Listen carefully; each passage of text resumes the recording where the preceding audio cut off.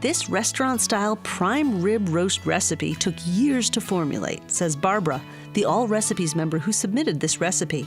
It makes the most out of this cut of meat. It's perfect for any special occasion. Before you start, make sure that the roast is at room temperature. This can take as long as 3 hours depending on the size of the roast. This one is 14 pounds.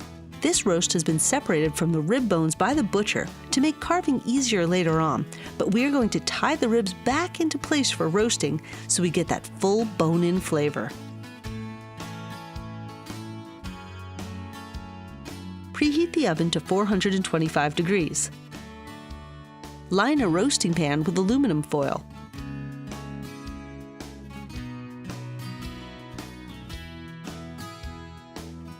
Place a 14-pound roast-ready prime rib roast into the roasting pan and blot it with paper towels so it's dry enough for the seasonings to adhere without sliding off.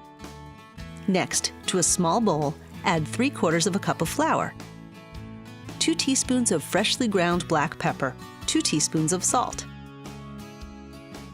2 teaspoons of paprika, 1 teaspoon of onion powder, half a teaspoon of garlic powder, and 1/4 teaspoon of celery seed. Combine the flour and the seasonings together well. Apply to the roast on all sides, gently pressing the seasonings into the meat.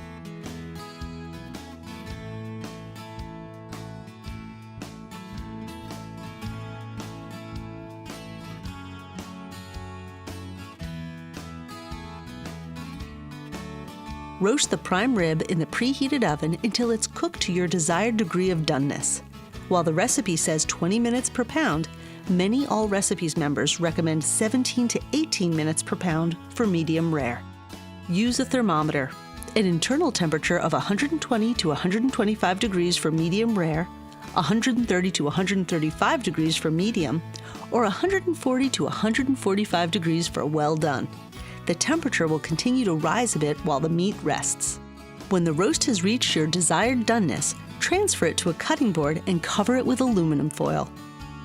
Allow the roast to rest in a warm spot for 30 minutes to 1 hour before slicing and serving. I never knew how easy it was to make a yummy prime rib so good, says All Recipes member Jennifer Spates. Another member comments, the only problem was no leftovers. Absolutely heaven on a plate.